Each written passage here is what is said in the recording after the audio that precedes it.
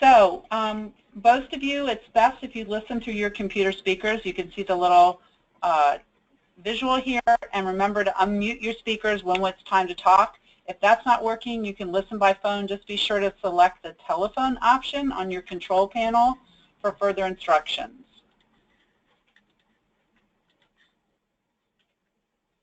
And then while we're all participating right now, everyone is going to be on mute. And if your computer has a built-in microphone or you're listening, at some point today we're going to do a little poll where I'm going to ask you to raise your hand. You can see the hand circled, and we'll be able to see your answer to the questions that we ask. And at different parts today, during the webinar, we're going to be able to stop and have questions for you. One last thing I want to show you is this little orange bar here that's circled. If for some reason your control panel gets minimized, just click that orange arrow and you can get it back. So let's just check in real quickly with making sure folks can hear me.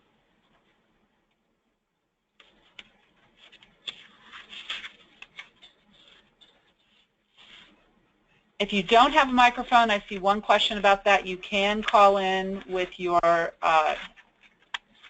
phone as well. So it looks like folks are doing okay. All right. So as I said, hi, my name is Lee Hopheimer. Wish I could see your faces. Today we're going to really just talk about, we're going to narrow down the focus and talk about what it's like to use the screening tools around domestic violence. What are those conversations like, the initial screening? What are some strategies to use to get those conversations going? And what are follow-up conversations could they be like? Even if you get a yes, even if you get a no, nothing's happening, and some resources.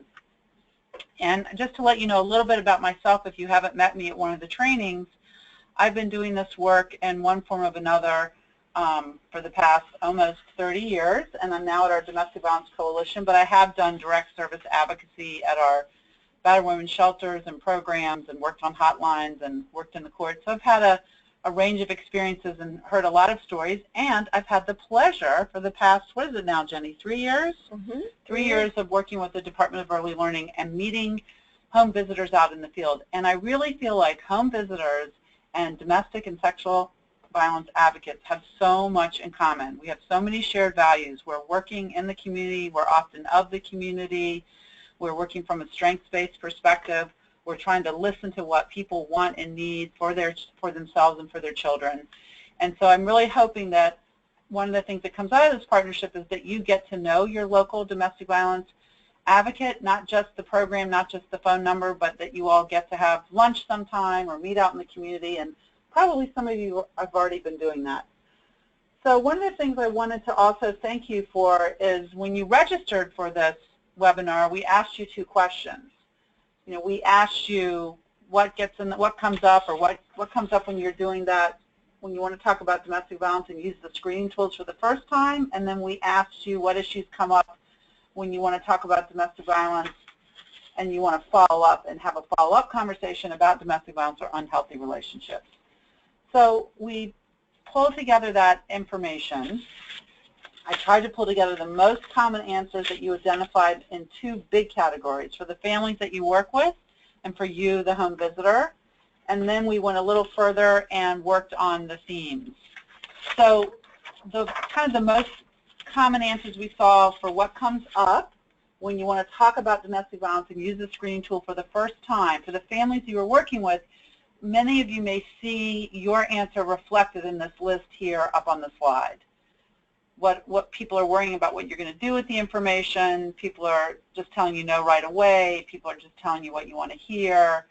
People are downplaying. People have fear. So these are the most kind of common answers that came up. And then for you, the first time you're initially using this screening tool, what we heard from you was, you know, your discomfort around using the tool, when's the right time, when's the best time to ask, awkwardness, lack of trust, that there may not be any adequate resources in your community to send people to anyway or to help people with. The partner is always around. So these were the bulk of the answers that we heard from you. And it really informed kind of how we put together this talk today. So the themes that we saw in this first round of questions really kind of broke down, and I feel like we could use these categories in the biggest to capture the most of what you all were saying. So for the families that you're working with, there was a lot of worry around what happens, confidentiality, what happens to this information. There was a lot of concern around either needing a partner's permission, upsetting a partner, a lot of concern around can we have an honest conversation? Is the family just going to tell me what I want to hear? And, you know, led to the question of, like, why should a person be honest with you? Is it to their advantage, their benefit? For you, the difficulty in using the tool, you don't want the family to know you're using a tool, worry about losing a positive relationship or building trust, and wondering, like, what's really out there? And then when we looked at when we combine the answers around what gets in the way for the follow-up conversations, you can see, again, a lot of commonality around some of the same questions that some of the same answers that you all brought up, like not knowing how to effectively bring this topic back up. Is it your business? What are the words? What are the boundaries? What if the couple's back together? How do I do it safely? What if the most pressing thing is what's going on with the child right now? Maybe there's medical issues, and how do I deal with that? And for the families or the individual mom you might be working with, you know, what might be getting in the way could be the relationship they've had in the past is worse than the relationship they're in right now. And there being a lot of fear about talking about it or not wanting to talk about it. This partner's always present. So you all had a lot of commonality around these answers. And the themes that came up, again, the two biggest, not just two, but the four biggest areas for both the families and you, I thought it was interesting that it really seemed like for both working with the family or the individual woman and you, there were two places where both categories popped up. Relationships, past and present, and limited resources. And so we're going to be talking about those things as we go through this training today. And I think one thing that's important to note when you think about all the issues that you're dealing with once you start having this conversation around domestic violence, once you open that door, however you do it, I think one of the things that's really critical, and I think it makes a lot of sense for home visitors, is that the child's safety is always linked to the non-abusive parent safety.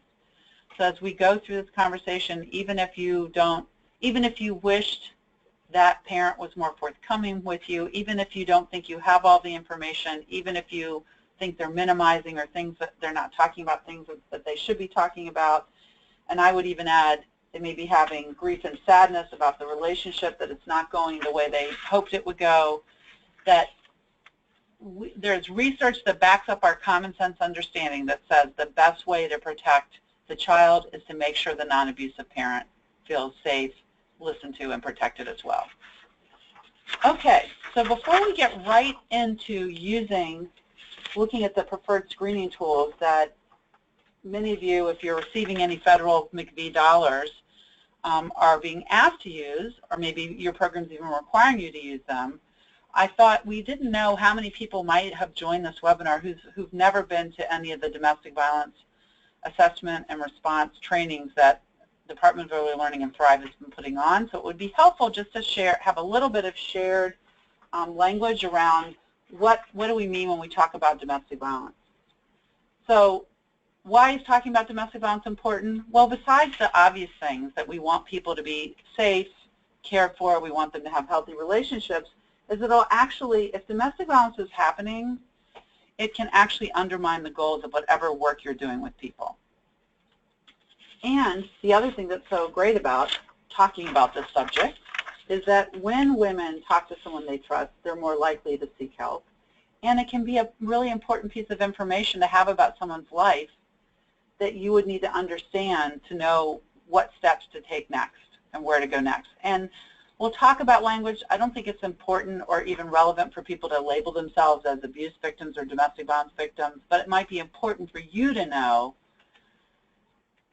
that coercion, emotional abuse, possibly physical abuse is all going on in the background. So when we talk about domestic violence, we're not talking about a criminal legal definition of domestic violence. So if you looked it up in our Washington RCW, you would see a very different definition from what's here. This definition comes from talking with survivors and talking with people who have caused harm, frankly, over now probably like 40 years of work. I would say it's closer to probably like a public health definition. And what we've come to understand is that it's a pattern of behavior that one person uses to gain power and control over the other. And sometimes that involves physical violence, sometimes that involves rape, and sometimes it doesn't. And sometimes all it has to involve is the belief that something like that can happen to you. So there are all kinds of ways that people can maintain dominance in that relationship. The big difference is you can be in a really crappy relationship, but you're not afraid to say no to that person, nor do you suffer any real consequences if you do. So for instance, I've talked to women who've said, you know, I can deal with him hitting me. What I can't deal with is him taking my kids and being gone for 3 days, and I don't know where they are. And so that threat of taking my children is what keeps me in this relationship. Or he has my paperwork, and he won't file my paperwork for my citizenship, or he threatens me with deportation if I choose to do anything. Or nobody in my family knows we're gay, and if I leave this relationship, my partner said, I'll tell your job, I'll tell your family. Try to get your kids then. Try to keep your kids then. So there are all kinds of ways to maintain power and control in a relationship, and they're going to be as unique as the people involved. And what you're listening for is that inability of someone to be able to have their decisions respected, to have their autonomy respected, to be able to do things without retaliation or without consequence. And isolation is very common, so I don't want anyone coming over here that I don't know exactly what's happening. Your family doesn't like me, I don't like them, I don't want you hanging out with other people outside of our community, I don't want you talking to the home visitor unless I'm right there at her elbow, which can be tricky because that can be something that's happening as you feel like as the way that family works, that you just can't have that conversation. You just can't talk to the partner or the mom without the husband present.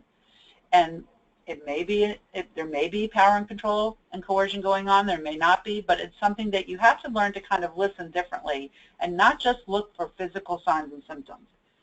And so we're talking about behavior that's not illegal. It's not illegal to accompany somebody to every appointment they have and never let them speak for themselves. It's not illegal to stand beside somebody on the scale and weigh them and tell them, you need to lose weight, you're a fat pig. That's not illegal. It's not illegal to say to someone, you can go to the grocery store, but I want to see the receipt when you come back, and I want to see how much money you spent. And if you spent more money, you're in trouble. You know, those things are not illegal, but those things can be humiliating and can help chip away at the autonomy somebody may have in the relationship. Okay, so we're really trying to listen for behavior that narrows the choices of the mom that you're working with and doesn't expand their choices. We're looking for things that are behavior and tactics that are happening that narrow their experience. And the other thing I just want to acknowledge for folks that are on the line is that we know that in heterosexual relationships we can have men who are also victims of domestic violence, and we know that also in same-gendered relationships people can be, abuse can happen as well.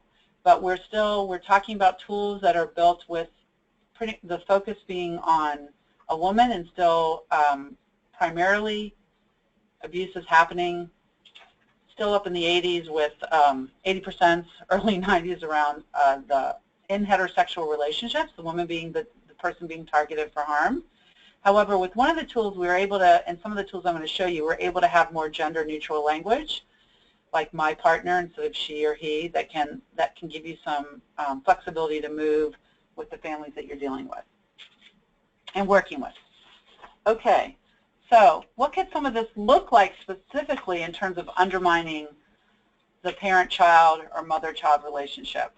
So here are just some examples, but what we have really heard from women is that sabotaging her parental authority and her relationship is an effective way to maintain dominance in the relationship. And especially like once you get past the infants or you have children who are able to talk, using children to monitor behavior, who she's talking to, what is she saying, who she's seeing, who's coming to the house. But you can see even with infants, interfering with breastfeeding, Why might that happen? Well, you all could probably imagine some of the reasons why that might happen, but, you know, I'm supposed to be able to have sexual relations with you whenever I want. Breastfeeding's getting in the way. You know, it's making things uncomfortable and messy. I want you to be focused on me. So you can just see through these examples where the mother-child or parent-child relationship can be sabotaged and undermined and can help the other person maintain dominance in the relationship and keep that person focused on their partner's reactions. So, you know, even this one around restricting mom's time, she doesn't get time to relax or get to know their infant as well because she's worried about meeting all the demands of keeping the household a specific way that their partner wants when they're not present, or placating their partner and trying to keep things as calm as possible for herself and for her children. Some other examples of what coercion could look like. Again, most of these things are not illegal. But if you've got a parent who is consistently canceling or missing appointments, or maybe puts a sign on the door that says come back another time, that might be, again, something that gives you a sense of your own sixth sense, your own gut, that maybe something's not happening, or something is happening that's getting in the way of the parent being able to bond with their children, have their decisions respected, live their life as fully as possible. And again, some of these things you may not know about, but some of these things you may start to hear about, especially like not allowing to have friends over or going anywhere alone, threatens her, accusing her to be with someone else. So I'm not saying these are the kind of things you're going to find out right away while you're getting to know people, of course, but they're just things to be looking at. This is what coercion could look like in a relationship, and it looks what can happen if a person tries to resist any of these things. What could be the consequence or the retaliation? And the last term we'll be looking at is violence and the link between domestic violence and reproductive and sexual coercion. So, you know, it makes total sense that, you know, if you are in an abusive relationship, you may not have as much decision-making, you may not have as much shared decision-making about what happens around birth control and family planning. And so it makes total sense that you may be more at risk for a repeat pregnancy or unintended pregnancy. And it makes sense if you're a person in an abusive relationship that violence can increase a risk for unplanned pregnancies. But what Futures Without Violence, this is where this image comes from, did, is they linked these two together.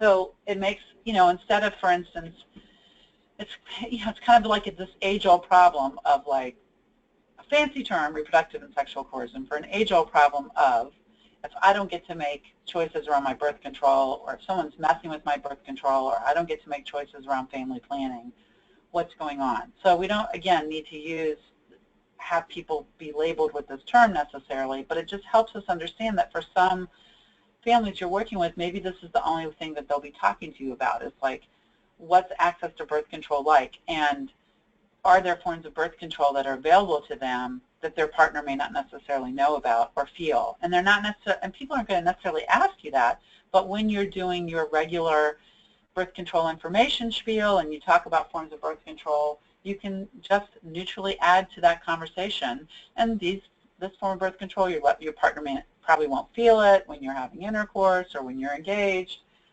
This form of birth control, you know, will interfere with your period. This form of birth control won't. You know, like a copper IUD, you'll still be having your periods even though you've got the IUD in. Just like giving that information out, because we just don't know what people are experiencing and the ways birth control can be sabotaged.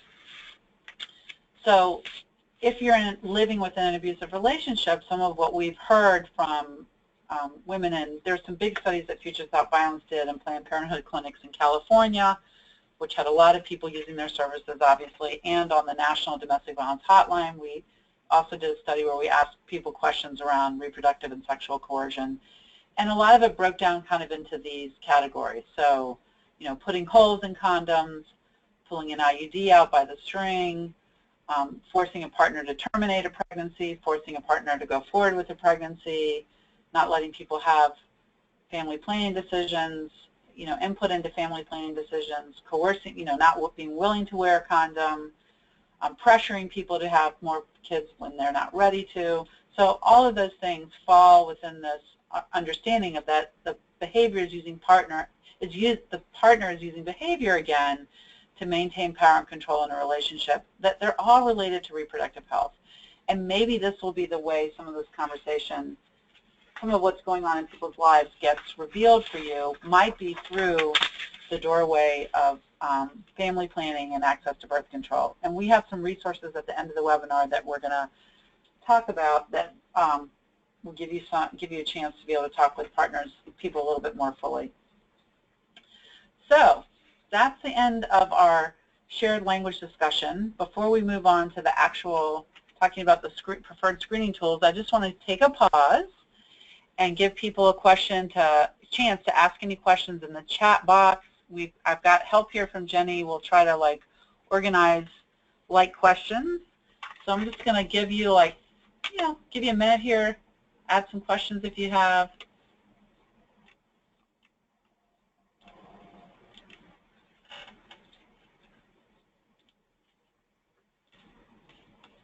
No questions so far. Everyone is feeling comfortable with those terms and what I've brought up.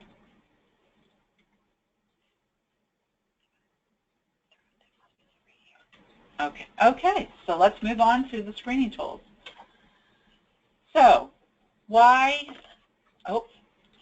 okay, here we go. All right, so screening. Why are we doing it? Again, as we first talked about it at the beginning of the webinar, not knowing about the existence of coercion and abuse in a family, in a relationship, can really undermine your good work. And it also really comes from the perspective that we see families and the folks we're working with holistically. Everything is connected. And the best way to support the parent-child bond is to understand what people's daily life is like, and then to figure out what kind of impact the abuse is having and what people want and need. And then your intervention will be that much more effective. So it's not something to apologize for, but it really has to do with our delivery and how we do it. And we're going to get into that in a moment. And another thing that I think is really wonderful for us to know when we talk together, and when people are given an opportunity to talk about abuse, they were 4 times more likely to use an intervention. So Futures Without Violence did a nice study about that we can rely on. I think our common sense tells us that, but it's nice to know that if you've got a supervisor or if you've got someone out in the world who isn't quite sure about screening, that actually done well provides an opportunity for people to get more of what they need. Okay, so what screening tools are we going to be talking about today? We're going to talk about the 2 preferred screening tools that you all have seen promoted quite a bit from the Department of Early Learning and Thrive. And for some of you who are receiving federal dollars, some of these tools may be something you're required to use. I think there are good things about both of them that we can talk about and share that could be useful to what you're already doing, supplementing what you're doing. But really what I like about especially the safety cards is and the relationship assessment tool is they're really trying to promote the respect and dignity of the survivor that you're working with. And you'll notice that I will use the term survivor as opposed to victim, because victim is criminal legal language, and I feel like the term survivor is one that's come from people who have lived through abusive relationships, and that's a term that's really come out of the advocacy movement, that people see themselves as who are experiencing and living with abuse or have come through it as survivors.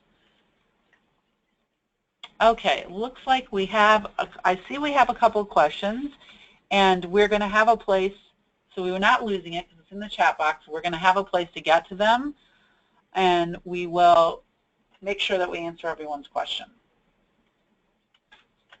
Okay, so before though you screen, for those of you, even for those of you who have been doing screening for a while, it might be not a bad thing to check in with yourself, and for those of you who haven't been doing it at all, to just ask yourself a few questions. How long have you been doing home visitations? How comfortable are you with this family? Have you had any experience interacting with families on other kinds of tough conversations? Thinking about your parents in your families, are they willing to ask you questions? Do they willingly provide you for information? Or maybe the only time you have questions with families is a couple times a year. I think I've talked to some folks with the Parent-Child Home program. Sometimes they only ask questions, I think, I understand, at the beginning of the year, and maybe others very strategic check-in points, but it's not something that's happening all the time. And then think about for yourself, what have you noticed about the parent? How do they react to you giving them referrals? And then lastly, a little homework for all of you. Have you actually talked to someone on the domestic violence hotline before? Have you called and said, hey, I'm Lee, I'm a home visitor. I just kind of want to know what to expect if I asked a family member to call you, if I referred, what is it like, what can I expect? Have you called the local advocacy program in your community? And there may be more than one. I think that's a great thing to do. The other thing that I think is helpful to do, even if you're already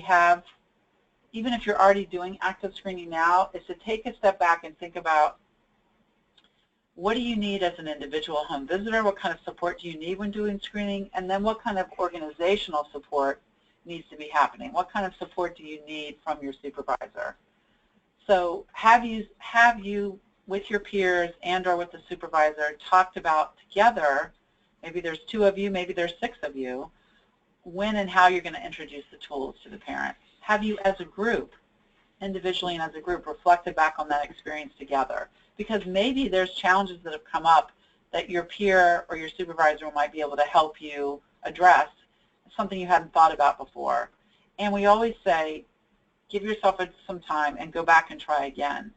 But I think what that helps folks do, if they haven't shared with their peers or their supervisor, is build a shared understanding on how to use the tool. And then you can think about what kind of impact this is having on the family, because we don't want to do further harm. Whatever we're doing, we don't want to make things worse for people. And we know that we're intersecting for people's lives for a very small moment in time. Even though you all are going in there sometimes week after week, and some programs twice a week, there's a whole lot of time you're not there, and you want to make sure that the information you're offering and the conversation that you're starting around domestic and possibly sexual violence isn't going to put people in a further compromised position. And, you know, we know, and you all know, that when you're more comfortable, you'll be more open and ready for whatever comes up, for what the family member tells you as their priority, their needs. And then you'll be partnering together. You'll know what works for one family. Maybe that doesn't work for another family, but you'll be able to step back, I think, more easily if you all have some of these conversations with your peers or supervisor and figure out how to keep the mom, that parent, that child at the center of whatever intervention that you are offering. Okay, so that's getting ready and maybe rethinking how you're introducing the tools right now. So let's just talk about the strategies for actually using the safety card and the relationship assessment tool. So one of the first strategies we want to talk about is having conversations to build rapport. Well, of course, you all do that in so many ways because you are having conversations about things.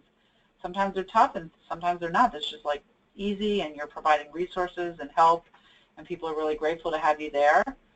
But we do know, and here we have another study to back it up to maybe share with your peers or supervisor, that if you aren't first having conversations to build rapport, and we think the safety card can help you with that, that it's going to be really hard for people to talk to you about what's going on. Like, we know using language like, is domestic violence happening, or are you afraid at home, or are you being abused? Really, most of the time people are going to say no to those questions because for all the complicated reasons we're going to talk about in a moment. So, and one of the chief reasons why people have a hard time talking to us about what's going on is their fears around mandatory reporting and what's going to happen with their children. So getting clear about confidentiality, what people can share with you, what you're required, that being very clear with people around confidentiality, that the conversations that they have with you will be privileged, will be kept confidential with some few exceptions, and what those exceptions are around child abuse and mandatory reporting and being clear about what that is. And we could do this in another training, but just to state, in our state, under our laws, exposure, so being in the home where domestic violence is happening, exposure in and of itself is not a mandatory report for child abuse unless the child is directly in harm's way, like the mom is holding a child and the partner is trying to hit or harm the parent, and they're holding a child, or they throw something at the mom who's holding the child, or they pull a weapon on the mom and the child is there. That would be still a mandatory report. But living in it, knowing it's happening, knowing the course of behaviors are going on, knowing that the parent's been hit but the child wasn't in the room, or knowing the parent's been hurt but the child wasn't there, is not a mandatory report. Now that doesn't mean that we're not totally concerned about kids and we don't want to do everything we can for the mom and the kid to have violence-free and coercive-free lives. It's just that that's not there are other tools that we want to use to do that. And advocacy working with domestic violence advocates can help in that, and there are other resources in the community. So we want to get those conversations going first to build rapport. So we really like these safety cards that Futures developed because it really is a universal education moment. So all of us have some way probably of we want everybody to talk about what healthy relationships look like and what unhealthy relationships don't look like. So basically we want everyone talking about relationships. So let me just take a moment here, and I'm going to do a little poll and ask you all to click on the little hand that we showed you at the beginning. How many of you all have seen the Healthy Moms, Happy Babies? Could you just click on it if you have?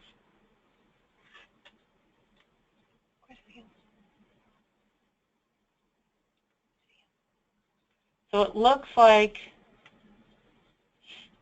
maybe half of the people have seen this card. How about hanging out or hooking up? You can keep your hand up if you've seen that. Put it down if you haven't. Okay. And then the last card, Caring Relationships, Healthy You. Put your hand up if you've seen that card, or pull it down if you haven't. Okay. So Healthy Moms, Happy Babies is the card that is a part of the recommended card for home visitors and has questions that speak directly in the home visiting context. It does use she. Hanging out or hooking up is aimed at youth that may be in abusive relationships and uses non-gendered language. It says my partner. And Caring Relationships, Healthy You is a brand new card that's just been developed by Futures with the LGBTQ community, so the lesbian, gay, trans, bi community, and it has non-gendered language and it has some other questions that also specifically get at maybe some of the ways a partner could interfere and limit the choices for folks who are living in same-gender, who are experiencing abuse or in same-gendered relationships. So, and we'll talk to you about where you can get these, but they're all free and they're all on the Futures website. So they all have this approach that we really think is so helpful to open up the conversation with folks. When you're handing out the safety card for folks, it's a brief intervention. It doesn't require people to disclose that they're victims. That's why we like the don't ask, just tell approach. So you don't have to ask somebody if you're a victim. You don't have to figure it out ahead of time. If you're just part of your home visiting work that you're doing, hey, I just went to this new training. I just got this new information. We're giving this out to all the families that we work with. It's just information to get out there where people don't have to disclose and be stigmatized first. They don't feel like they have to say yes or no to a screening conversation. It introduces the conversation around healthy relationships. It lets that person know that you're someone they can talk to. Even if they don't talk right at the moment, they can come back to it. And you can come back to it with the card, and it gives a connection to advocacy. And it's respectful and it's dignified. Here's some of the language. If you've never looked in the card, this is the approach it has. On the first, when you open up the Healthy Moms, Happy Babies card, and all these cards, this first panel has this approach. How's it going? Do I feel respected, cared for, and nurtured by my partner? That's the way I would want somebody to talk to me. Not am I afraid at home? Is my partner hurting me? Have I been slapped? choked, hit, or thrown down the stairs in the last 6 months or in my lifetime. Am I experiencing forced sex? It talks to people the way what we hope for, what we're aspirational for. And on bad days, so I just put out another panel of the card. So as you move through the card, you might be the first person, and you give the people the card, people just have a chance to look at it. You may have to read with somebody. These cards are done, most of them are in Spanish and some in other languages, but you might be the first person who's talking to them about what is going on in their relationship and what they deserve or don't do. But this isn't the second panel. It gets a little bit further down into the card. So it gets that conversation open. And we're going to talk about how to respond to folks who say yes and no in a few minutes, or if you suspect something. But again, if you're just giving out this information, it's universal education, it's an opportunity for connection, for building trust. Here's a quote from one of the home visitors' sites that I really thought was useful to share.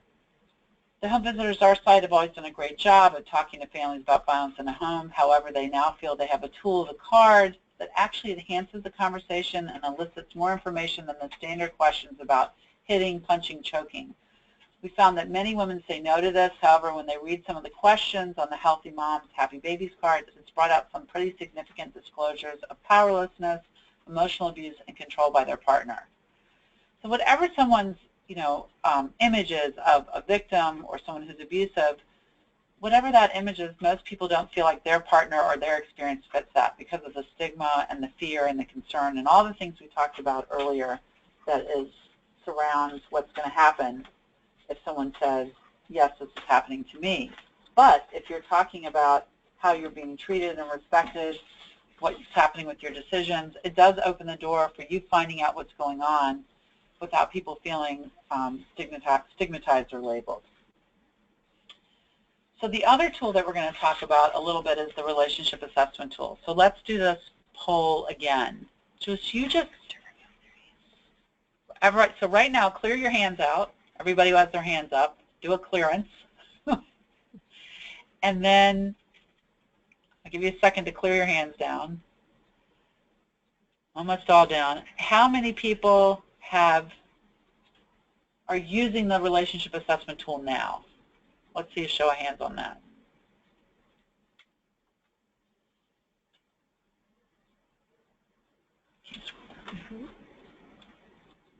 Okay, so it doesn't look like a ton of people are. Maybe a third of you are using it now. So if you're part of a federally funded program, a VIC-V program, you're being required to use this tool. Correct, Jenny? Jenny's nodding her head at me. Yeah. And I wanted to tell you a little bit about it. So if you're not a federally funded program, you're not required to use this tool. But in case you see it or it's coming your way, I wanted to tell you a little bit about it. It was developed in the 1990s, and it was originally named the Women's Experience with Battering. And the assessment tool, this tool is really trying to measure women's experience in relationships. So it's not just focusing on physical abuse. I think I've seen some people are using the HITS tool out there, which I find is very limited in screening for the experience of someone living with domestic violence because it's so focused on physical abuse and some sexual. This tool is assessing for emotional abuse by measuring a woman's perceptions of her vulnerability to physical danger, so her perceptions, and her loss of power and control in the relationship, which, as we talked about earlier, could be all kinds of things. So the research has proved that this tool is more sensitive and comprehensive for screening compared with other tools that focus primarily on physical assault, like HITS, which, again, I'm just going to say I think that's not effective and could even be harmful because, even though this tool also has numbers that you come up with and tells you if someone has reached 20 points, then they are positive for intimate partner violence. But what it's also giving you information is even if people are below 20 points, they still need support and help.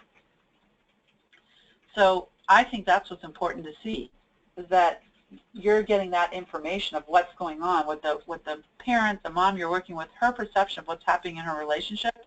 And if they score 15, if someone says they feel ashamed of the things their partner does to them and all they get on this tool is a 6, strongly agree, I would still feel like that person needs some support and help. So I really think that that does a better job. The way it's supposed to be administered is face-to-face. There's a series of 10 questions. We only have 3 up here. Statements that ask, actually 10 statements that ask a woman to say how safe she feels. It has also been tested that you could change the language to make it non-gendered. So you can use this tool with same-gendered relationships. But I would always use the safety card first. So here's a strategy, folks. I would always give out the safety card first before you get to this relationship assessment tool. Because what that's doing is that you're signaling to someone, that you're signaling to that mom or that parent that, hey, I'm somebody you can talk to about healthy and unhealthy relationships. But I think we have to also talk about other ways to do this RAT, to do this relationship assessment tool. So I guess if I was a home visitor, because I think about it from my advocacy role, I would probably memorize those questions or memorize those statements. I might introduce 1 or 2 of them in one visit, and I go back and fill in that information for myself. Because depending what families you're in, you're going to maybe have to figure out how do you define these terms to fit the cultural context or language. I remember when I was an advocate working even working with deaf folks and trying to figure out how do I define what violence is, because there's so many different definitions for violence in the conceptual ASL language. When I was working with an interpreter, we had to think about it, like how did we want to describe what we were getting at for people, or coercion or abuse. And the same thing, if you're working in a different language or different cultural context, you might want to take some time with those terms. You're going to work the questions in over time and go back and fill it out. There's nothing that says you have to have that sheet in front of you and give it to a person and say, fill this out and give it back to me. You may feel like that's something you can do, and you may feel comfortable with doing that, but there are lots of ways to integrate this, and it's all about your approach.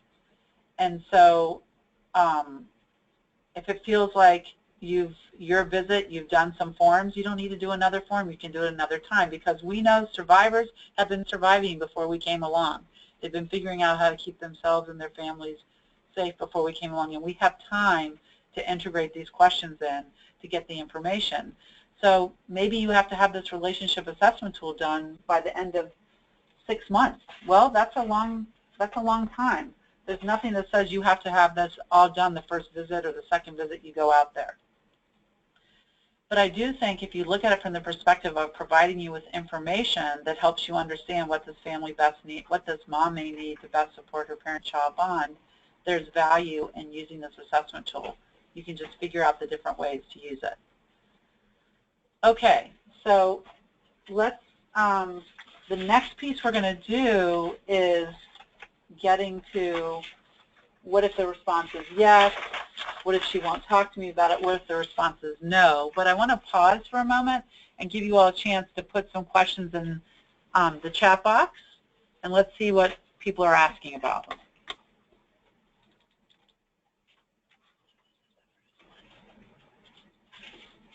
Do you want me to read it? Yeah, so we're going to go back and answer a few questions. So Jenny, you want to read that out loud? Yeah, so I'll read the first question that was asked. It was referencing the slide that had the statistic up about the 4 times more likely to use a DV intervention. So it's asking, is that statistic 4 times more likely to use a DV intervention, or is it that about participation in HV intervention? It's about a DV intervention. So they're 4 times more likely, if they're able to talk about abuse to you, to use something that's related to supporting them around their abuse. And yeah, that's what it was about more generally, yes. Okay, and the second question, I have a client, she is in domestic violence, but she does not want to accept it. What can I do to help her? And it looks like there was an attempt to send with a therapist, but the client declined because she said she was fine. All right, and we'll get to that in a few moments when we talk about what if you get a no. Let's see if there are any other questions. And then I think Lee touched a little bit about this regarding the deaf clients that she had. And this question is asking, any specific advice for working with minority cultures in which DV is accepted, tolerated, and or normal? And how about with the complication of language issues and lack of resources? So my specific advice about working in cultures where you feel, or working in communities where you feel like domestic violence is accepted, tolerated had quotation marks around it, normal had quotation marks around it, is that you're talking with someone who is, you're probably working with a parent or mom who is weighing all the time what's happening, what are the risks to me individually from the person, my partner who may be causing harm, and what are my life risks out there in the world? Like what resources are actually out there for me? What could happen if I said no? What could happen if I try to choose something differently? And they're constantly weighing those pros and cons of like, what are the risks individually? What are the life-generated risks as well?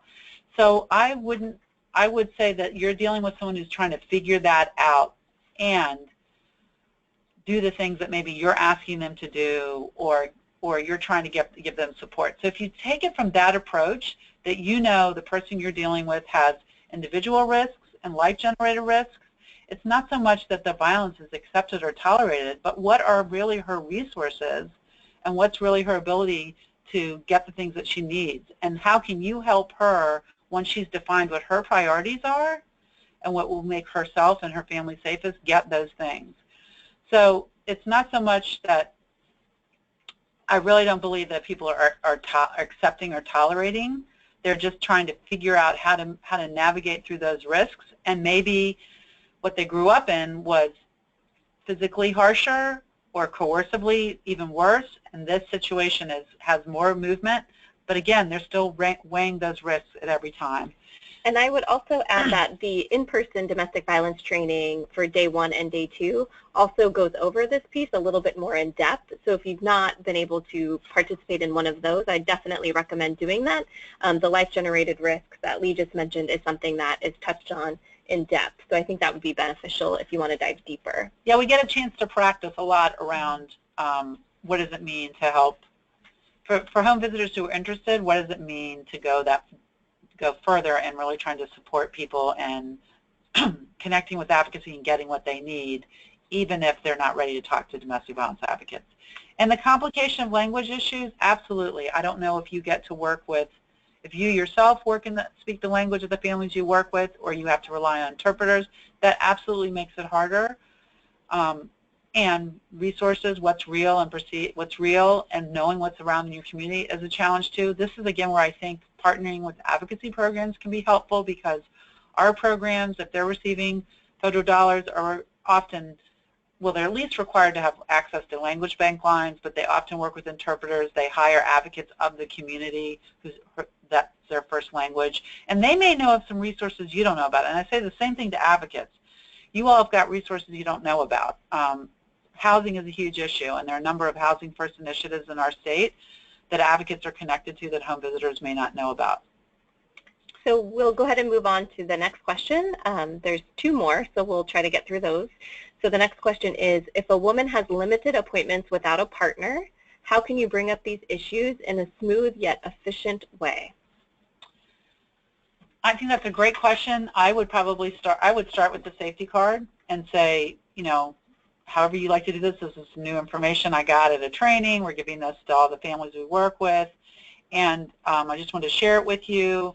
Just want to give you a chance to look at it. It talks about what we hope for in healthy relationships. If there are any questions, we can talk about it, and just give yourself some time. So I would share that card first, and then maybe another visit is when you would bring up statements, questions that were on that relationship assessment tool. You don't have to actually have the form in front of you, but you could, as we said earlier, memorize some of the questions, put it in your own words to get at those perceptions, because the reason why you want to know is not just to be nosy, right, but to figure out, okay, if you feel like you can't leave the home without your partner's permission, but we're asking you to go to do these appointments around parenting and stuff, like what are some different strategies? What are ways you can get out of your home? What's permissible with your partner? So give yourself time, break it up, but I would definitely start with the card. I also think talking about healthy relationships is a great starting point as well, making it universal, something we want for all relationships, all people. I think helps as well. So you're not targeting domestic violence per se, but really just thinking about healthy relationships and what you want for that mom. And how we all want to be treated. I want to be respected. Right? We want our decisions respected. So it's really coming at the approach of it's aspirational, what we all hope for. Nobody has to be labeled a victim. Correct. So the next question, our program is requiring us to complete the web by the 5th or 7th visit. I feel at times this can be too early and may not be beneficial. What is your opinion? Well, I trust your gut. I feel like if you can, again, memorize some of those statements, questions, and work them into your conversation and see how that's going, I think even if a partial filling out of the relationship assessment tool is fine. I think I did ask Department of Early Learning, there is a place where if you feel like it's going to cause harm, you can say that you didn't do the tool because of safety issues, and I think that's a place to mark in your data. If you can see that, like, even touching on these questions, this person has abject fear in their face because they're not sure what's going to happen when you leave and will their partner find out. So I think you have to be upfront about saying information shared between us is confidential with your exceptions. I want you to know that nobody gets to see our records. I think it's important to separate, for you all to separate, however you want to say that in your own words, but to convey that information, because survivors are really worried about, like, is my partner going to find out, who's going to see this information? And that may reassure people and be more willing to share with you. And then I think you piecemeal in as far as you can go. And if you feel like it's a safety issue, you acknowledge that. So a couple more questions came in, and one is, are the safety cards available in multiple languages? And a link was placed above. I'm not sure if you all have access to it. We can put it in the chat box as well, where they can be ordered. So the cards can be ordered for free. However, you do have to pay for shipping, and they are available in Spanish. I'm not sure about other languages. Yeah, so most of them are available in Spanish. And by the way, the shipping charge is $10 for no matter how many cards you order. So I ordered the max, which is like 300 in every card. So I'm getting like, 1,200. I don't know, I'm getting a lot, and it's still only $10. I think they're working on Vietnamese. Some of them are in Vietnamese, some of them are in Chinese.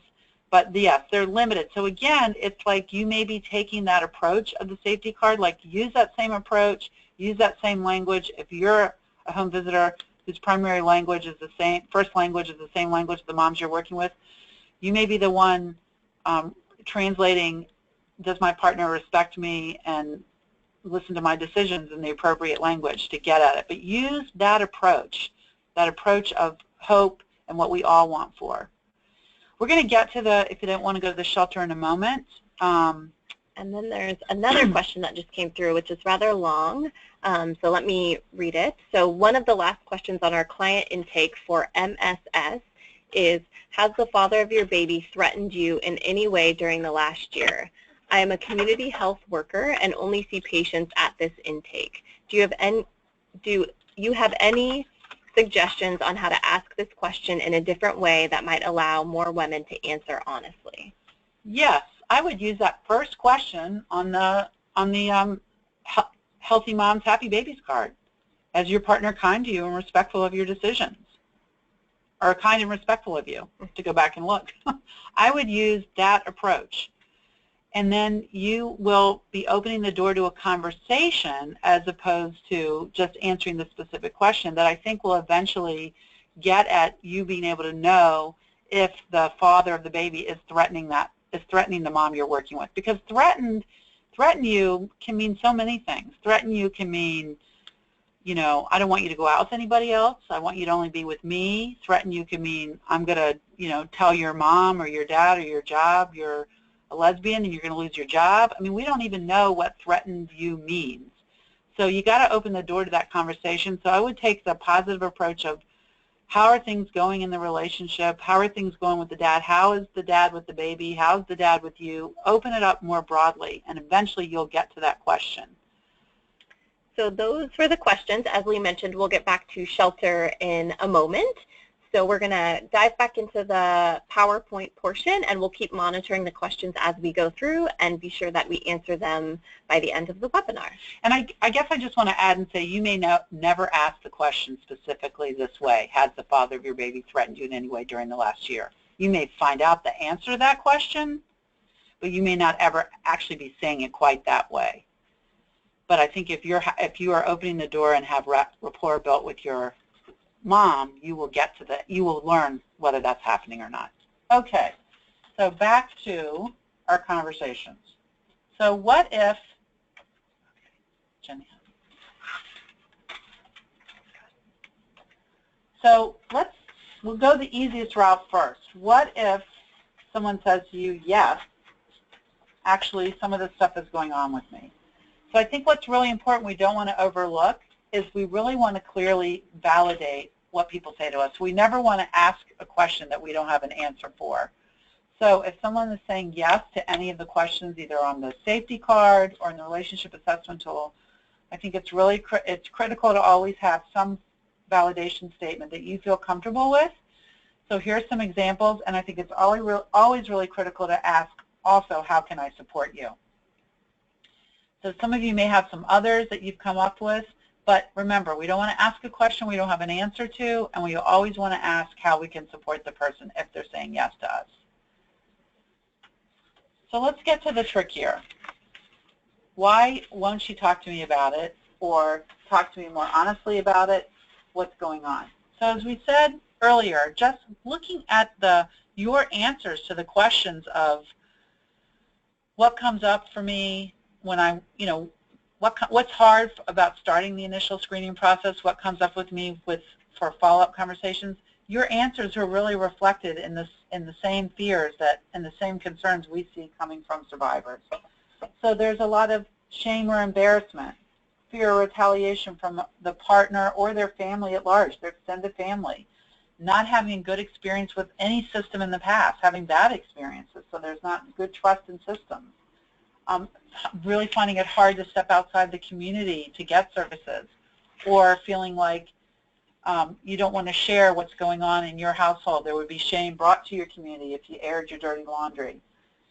A lot of fear around being judged for the decisions the survivor's making. Again, remember weighing all those things that are happening or being told what to do. Maybe violence isn't happening right now. Maybe things are okay or okay for the survivor. She's been in a worse situation.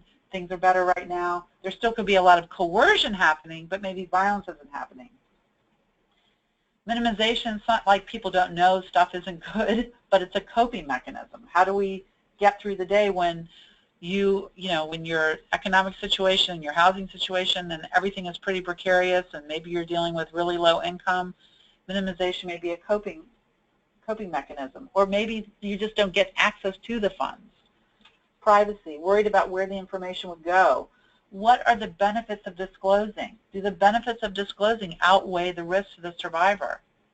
All those things are playing into why a person may not fully reveal to you what's happening. I really like to step back from honestly, because I think people are still weighing like what they can share with you, what they can't. So can they fully reveal to you what's going on? Can they talk to you at all? Because of all these fears of what might be happening, all these concerns and worries. That is the backdrop. That's what's under the water. That's, you're the tip of the iceberg. That's what's under the water. That's what's happening that you may get glimpses of and you may not. So if you can just know that that complex thing is happening, there's a way you can respond to people when they're not talking, when they're like flat out telling you, no, it's not happening, or minimizing in your mind what's happening, or not revealing all, because it's still an opportunity to build connection and trust. If the person you're talking with doesn't feel embarrassed by you or judged by you, or like, your eyebrow doesn't go up with like a really, an unspoken really, or feel shamed by you, there's somebody they can come and talk to you later. So I just put together some framing statements that are sample statements that I've used in the past before when women have said to me no, or maybe a part of what I think is happening. And I'm talking about people who've sat in front of me with a broken nose. So I'm talking about people who've had visible signs of violence happening, who said to me, no, everything is fine. I don't want them to feel judged or shamed by me, so I have said these things. I'm so glad to hear that. Should anything change, know that I'm here. These are some other statements that I've said. I know talking about relationships can be hard. I'm always willing to hear about what's happening, what's going on with you and your children. There are a lot of good things happening for you right now, but if things should change, I'm here. I'm really trying to work from a place of like non-judgment, non-shaming. You don't have to be embarrassed with me. I know it's really tough to talk about this stuff. You don't know me that well. You know, people have said to me I fell down when I thought their bruise came from somewhere else. I may have said, glad to know your partner didn't cause those, but I have to tell you, you know, I've seen this happen before. I just want you to know I'm here. Help is available if you need it. So it's really, again, it's about your delivery. It's trying to come from a place of like, you're still there. If anything should change, it's not going to be it's not going to be something that hopefully people feel ashamed about.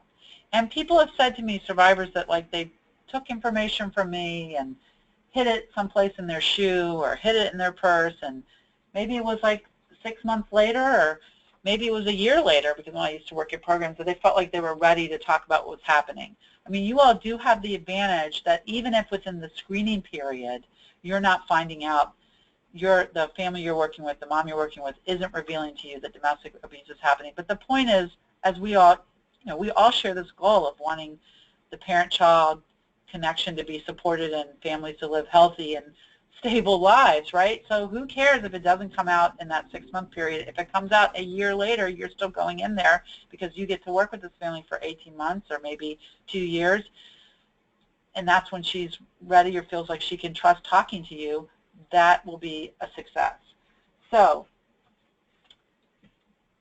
the other strategy with this is, though, to reflect and try again. So you go back and you talk to your peers or your supervisor and say, okay, my gut's telling me something's going on. I feel like more's happening.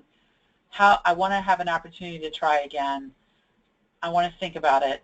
Give me some feedback. What have you all done in the past? How do you think? You know, get that support to try again. So that basically, even if you get a no, not maybe next week, but, you know, a month later, you could use the card. Hey, I want to just check in with you.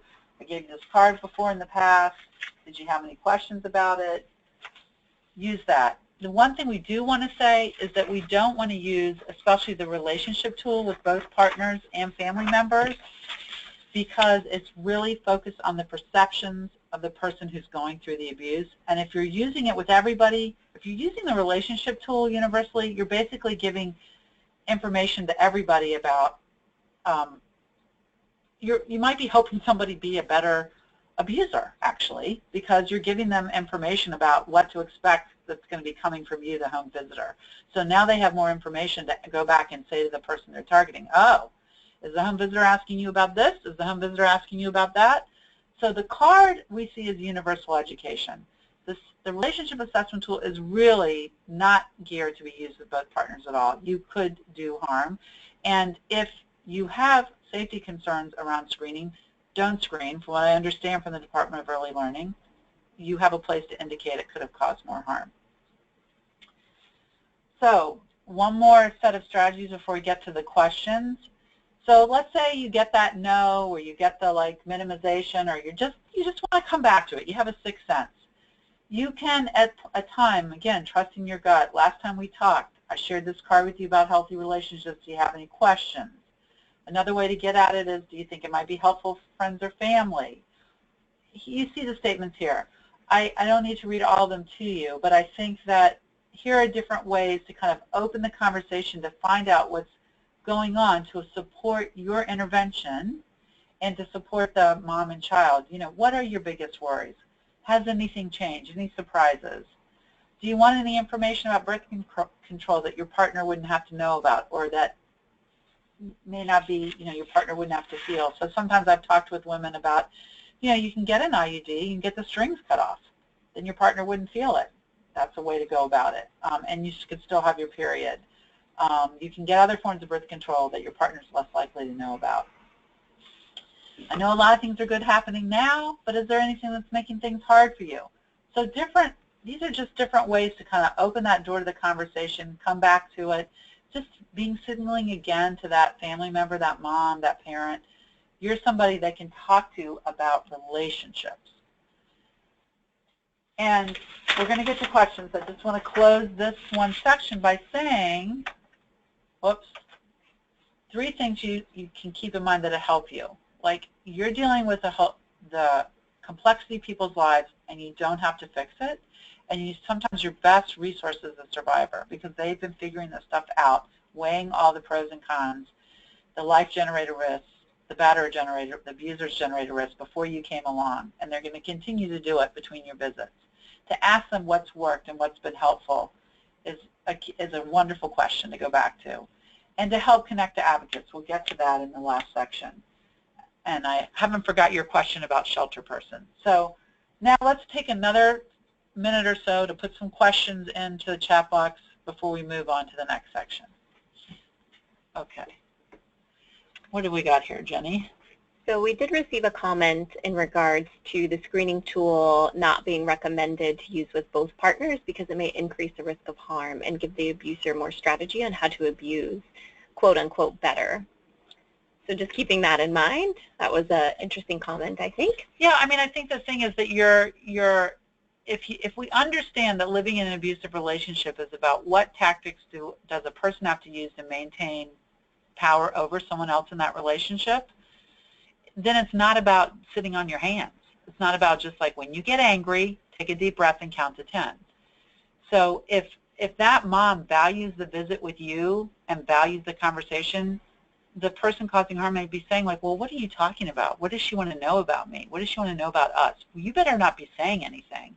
And then you show them something like the relationship assessment tool, and it's like, oh, do you feel like I can't remember some of the statements, do you feel like your partner keeps you trapped in your home or doesn't let you see other people? Or then they're like, are you talking about this with that person? So it's, again, coming from the perspective of understanding that living in an abusive relationship is not about single physical acts of physical abuse or sexual abuse, but it's about living in an environment where the fundamental harm is loss of autonomy, and your decisions are undermined, your authority is undermined, and your sense of self is questioned.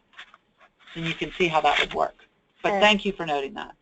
And there was another question that asks, what kinds of conversations do you recommend when giving this screening to a parent who was previously in a DV relationship but is no longer involved with a partner? So if we're talking just about the safety cards, then I think then again it's just coming from the perspective of any relationship we enter into, we want to make sure that that we're treated well, and that any relationship we're engaged in is a healthy relationship. So I think these are things to just think about when we're entering into any relationship. Dating and co-parenting will continue. Thank you, Jenny. That's a key piece. There may be co-parenting that's continuing with the child of who was the person causing harm, who was the abusive person. So, and I think with the relationship assessment tool, they may not be in a relationship right at the moment. So I think that would be a question back I think that would be a supervisory organizational question to say, if I'm required to give a screening tool out and the mom I'm giving it to is no longer in a relationship, including co-parenting, because I think if they were co-parenting, there might be perceptions on that, there might be answers on that relationship assessment tool that would still be useful for you. But if the partner's totally out of the picture, the parental person, the co-parent is totally out of the picture, and they're not involved in a relationship, I think that would be a question I would have back to the supervisor. What are we going to do consistently around this question? Maybe you hold off on the relationship assessment tool. Maybe you just use the safety card. I don't know, Jenny, if you have another opinion from the Department of Early Learning's perspective. I think what Lee mentioned was great. So I think bringing that back to your supervisor and having that conversation. I think also just keeping in mind that maybe that mom will get into a relationship at some point in the future, and so still being able to have that open dialogue and trusting conversation about healthy relationships and what that looks like, especially if she reveals to you that she was in a previous DV relationship. I think it's important to be able to have that conversation in an open way so that she can think about respect and trust and feeling safe in a relationship, especially with a child. So I think there's still a way to have that conversation. I'm not sure the delivery method of the relationship assessment tool in that given context, but I think still having the conversation would be really vital. And if she ends up in a new relationship, you can always return to the relationship assessment tool at a later time. And again, it might be something where you're memorizing some of those statements and working it into your conversations, not just handing a piece of paper over to somebody. Okay, next. Are there any more questions? So that captures all the questions up until this point. Okay, great. So we can feel free to continue to send them in, and we'll be monitoring them throughout the rest of the PowerPoint, and we can get to them at the end. So let's talk about resources, and what do I mean when we talk about helping to connect to advocates. So I'm talking specifically about community-based domestic violence and sexual assault advocates. So these are advocates that are not employed. The term advocate is used for a lot of people these days, but they're not employed by the prosecutor, so they're not working for the prosecutor or the city attorney, or they're not working at the police station. They can be advocates there, but I'm talking about the community-based folks. So non-governmental, nonprofits, YWCAs, individual organizations. Sometimes they have unique structures with city and county government, but they still have that autonomy because confidentiality is handled with domestic violence and sexual assault advocates at the highest level, just like a lawyer-client relationship. But if you're an advocate employed by the criminal legal system, your information would be shared.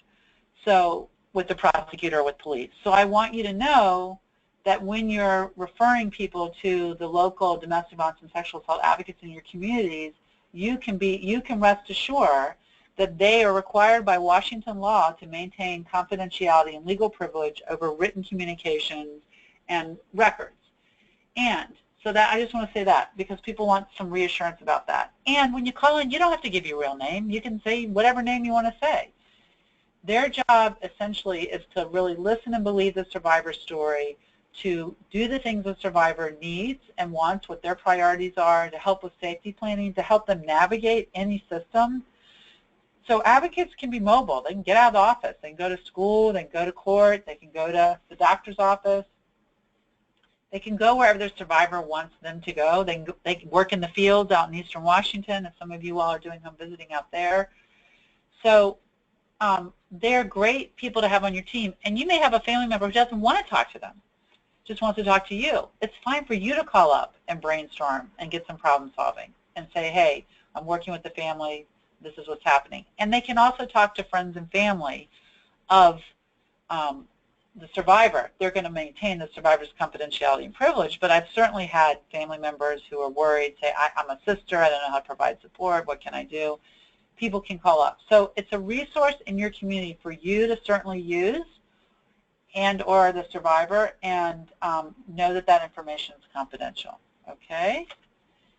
Generally, okay, so first of all the services are free. Now, not all of our programs can offer all of these things, but generally this is what you can expect from programs. They'll either be phone or in-person advocacy. You don't always have to come in, which is really great in parts of our state where there's one program covering a whole county and it's far geographically. They can go with people to appointments. As I said, they can help survivors navigate other systems. They can help provide interpreters or speak the language. Some of our programs have emergency shelter. Some of our programs have transitional. Some of our programs have support groups. They'll all offer support to children, friends, and families. Some of them are big enough to have specific programs for children's teams and adults. And somebody asked earlier, what if they don't want to go to shelter? That's fine. Actually, the majority of services provided for folks calling our programs are not shelter. They can help you in all kinds of ways. You can call regardless of wanting shelter or not, or wanting housing or not. And some of our programs actually have housing to, as we said, transitional housing, and can help people stay in their homes, the Housing First initiative. So that's another great reason to know they've got funds to help survivors hold onto their homes so they don't have to leave. So it's another great reason to know if there's that kind of a program happening in your community. So the majority of services that people seek with advocates, I think, is to help them navigate systems and to just talk something through with people. Most of our programs have 24-hour numbers at night, crisis lines they can talk to, as well as a national line. So, and I'll give you more of those resources, but that's basically the overview. I think it's also important to know it's about what the woman wants, and I think keeping that in mind when you're seeking services or calling for resources, really having in the forefront, what does the mom want? What works for her? Because sometimes that's not shelter and sometimes that's not leaving. So kind of letting her lead that planning process for you and following her guidance on that. As Lee had mentioned prior in the webinar, she is the expert in this situation, and so really using her expertise to guide you through the planning process. I think sometimes people have a perception of calling a shelter. We had a colleague mention she thought a van just came right over with clothes and everything the woman might need, and they pick her up and take her away. And sometimes that's not what the woman wants. And so really keeping that in mind as you're working through the planning process. Yes, thank you, Jenny. And we do spend a good amount of time talking about strategies around how to help people stay safer when they're at home or outside, when they're staying at home or when they choose not to leave at this time at our training. So we'd encourage you to come to the training because you get a chance to really talk that through. So again, we just had a sample of what does it look like to make a supporter referral. So we're, you all do this work really well, that you don't just, I know for all the kinds of things you do, you don't just hand people a phone number and say, call this place. But especially for calling a domestic violence or sexual assault advocacy program, I wouldn't use the language domestic violence or sexual assault advocacy.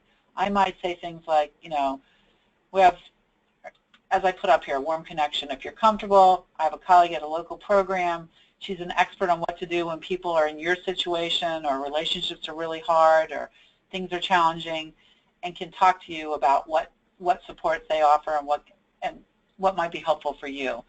So I think, though, before you offer the advocacy resources, it's important for you to know the contact information, what the resource can do for her, and what she can expect. And one way to help you get that, I'm hoping this will work. This is a hyperlink I'm going to click on right now. I'm taking you, okay, all right, Jenny's helping me. I'm taking you to our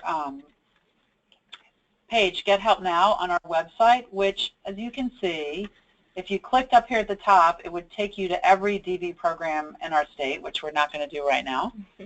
It gives you the national hotline numbers. It tells you what to expect when you call a hotline, a program, what to expect if you go to shelter, what to expect if you work with a legal advocate. So it gives you some overview so that you can speak more knowledgeably to the mom before you call. And let's see, let's just try. Oh yeah, great. Okay, so it worked. So you can see our programs are organized by county, and then you can click on a program and it'll tell you even more about what's going on. These are all hyperlinks so that you have a better idea of what's happening before you, okay, how do we get back to the slideshow? I'm getting a little help. Before you actually give the phone number. So that's part of your homework, and we're hoping to make it easy for you.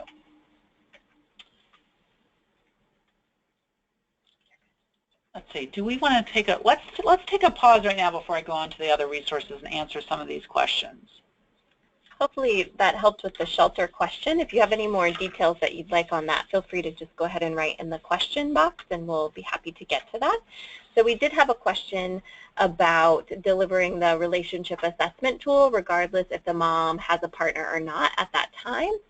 And it looks like, yes, you should deliver it regardless if the woman is in a relationship or not at the moment, and maybe be reflective on the recent relationship that she was previously in and have conversations on that. Sure. This is Laura Alfani, and again, just a reference that this is a requirement for some of the programs on the phone, and maybe not for all of them, but for those of which that this is a requirement within the timeline, a specific timeline, we do recommend using the tool within the period that is specified.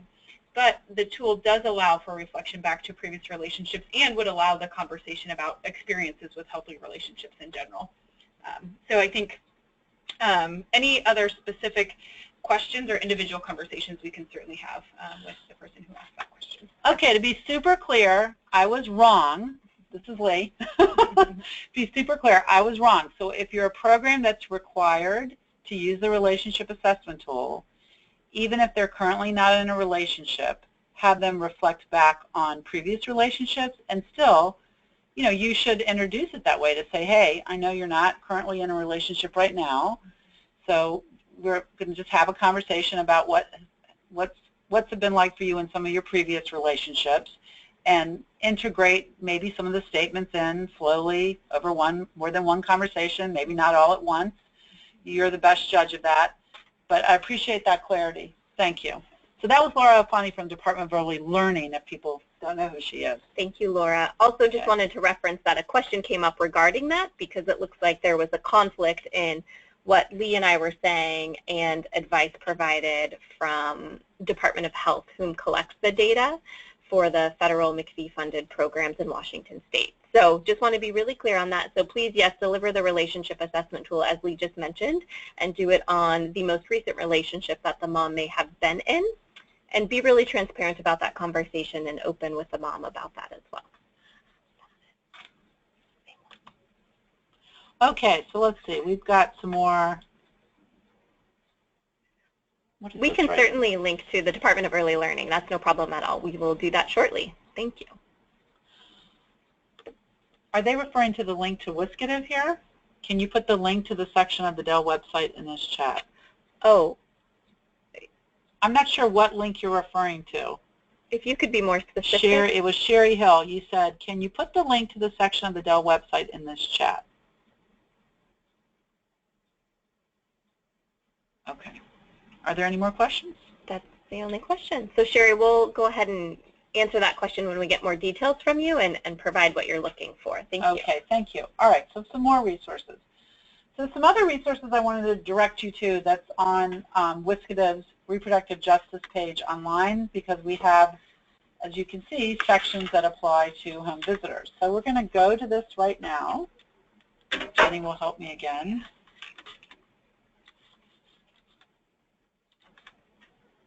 And so you can see here that we have some information about birth control. We have a nice little poster, which you can get a hard copy of this poster from me or download a PDF of it. So you can see it's focused on birth control methods that can be used without a partner's knowledge. And risk of detection is referring to if your partner, the person who's causing harm, is tracking whether you're bleeding or not, it's important for you to tell the mom which forms of birth control interfere with her period and which ones don't. And so that information is here. So the depth of the shot, emergency contraception, the implant, IUD. So it's limited information. It's just really focused on birth control that can be used, that the partner might be less likely to know about. Whoops, what did I do? There we go. More information about emergency contraception. For those of you who didn't know, or maybe some people do know, that parents, we have information about teens' rights in Washington State, that teens don't have, for those of you working with young moms, to know what teens don't have to share with their parents and what they do have to share. Get clear about that. Let's see. Do this right. There we go. Okay. And then we have, you know, just some more information about where's the cheapest place you can buy emergency contraception. Did you know that there aren't restrictions any longer on it? You can be any age, any gender. And information about abortion services and clinics and the laws in Washington. And then we have a home visitor section, which we keep building on. And so we have one reference I wanted to refer you all to that's for the individual home visitor, that when you know domestic violence is happening, here's some questions that you can check in with yourself. You can ask at a next visit. You can think about your practice just to support you once you know domestic violence is going on.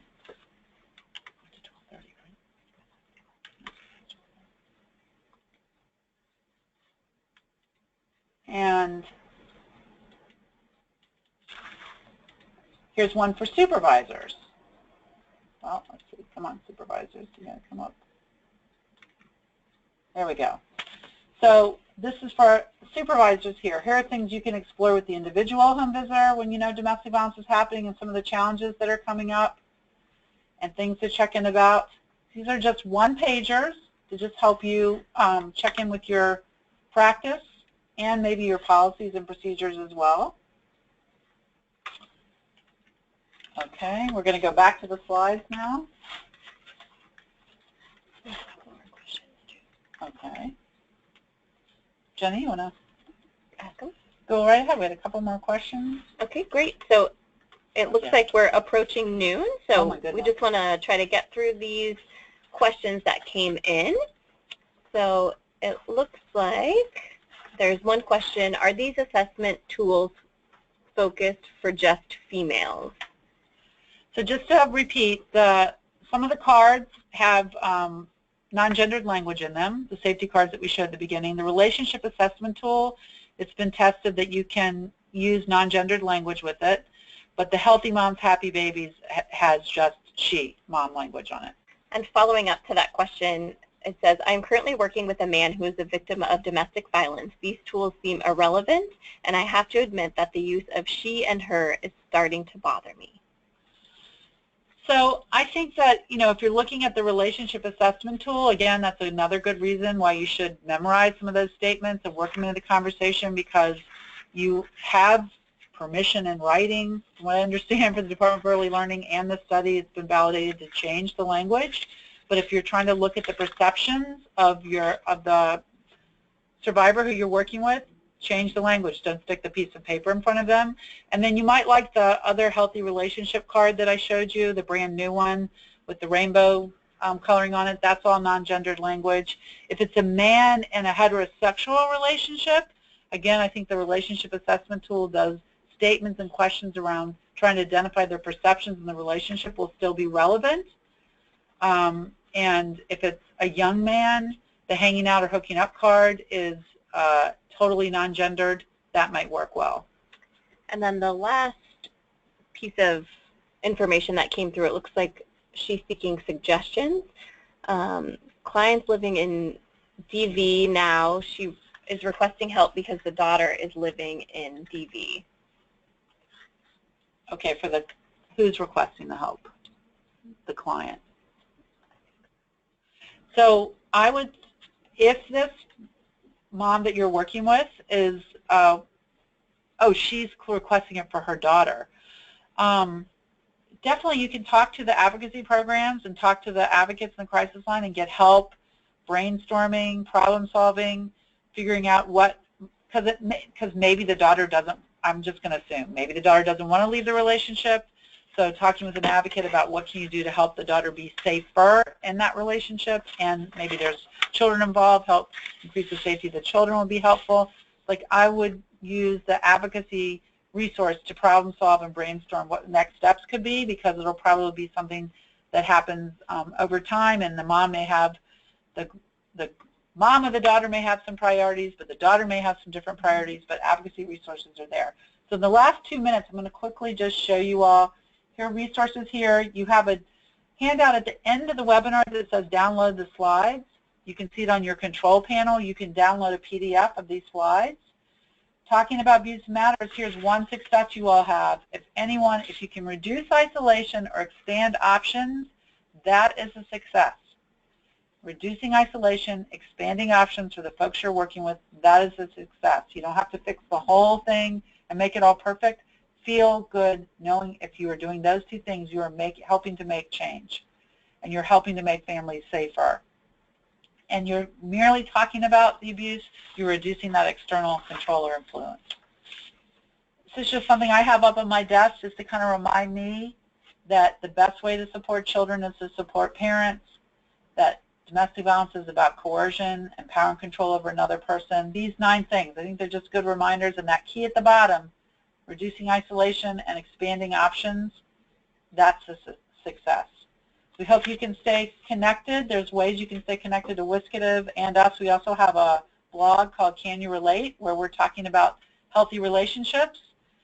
And there might be tools there or other kind of short graphics or things that would be useful for you. Go to Can You Relate. You can use any of the stuff there. We also have an annual Goodwill Refuse to Abuse walk at Safeco Field. If anyone's a big baseball fan, you're welcome to come to any of our trainings. And we also have an annual conference. And don't forget, you're awesome, really. I don't think we're having evals, though. I have evals here. So there are no evaluations, but feel free. You know, we're always open to any of your comments in the chat box or later by email. Thank you so much for all that you do in your time. Yay, home visitors! Thank you guys all so much. We can also put contact information in the chat box to you all, so you are able to contact Lee on the information that you see on the slide, and then we'll also add our Strengthening Families email as well, so you can have 2 different places to be able to contact folks. So if there's any last-minute comments or questions for folks that are still on the webinar that would like more information, please feel free to send those in, and Lee and I are happy to stay on for a few more minutes and answer anything that we are able to. So the last thing I referenced, I'm assuming it's, let me go back, the home visitor reference pages, and I will go back to that. So you go to our WSCADIV page, which is just wscadv.org. That's all you need for us. And then once you're there, let me just, how do we just drag it over? Mm-hmm. Oh, got it. Did I drag it over? Yeah. You Oh, there you this? are. Yeah. Once you're there, you can just put in reproductive justice, and this page will come up. And then just scroll down to the home visitor section, and you'll see the reference sheet for home visitors and reference sheets for supervisors.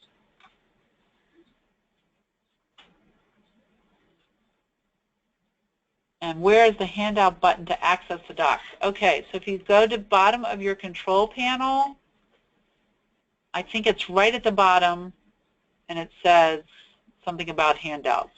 It's on the control panel. So if your control panel is collapsed, just click that orange document again. Orange arrow again. Should be at the bottom, but if you can't get it, Jenny can send it to you. So send Jenny an email. We're going to be putting our Strengthening Families email into the chat box. So if you are not able to access the handout, feel free to send an email to that email address, and I will be sure that you receive it. Anything else from folks? All right. Anything else? Thanks, everybody. Have a good day. Thank you all. All right. How do we just end it? Yeah. Right.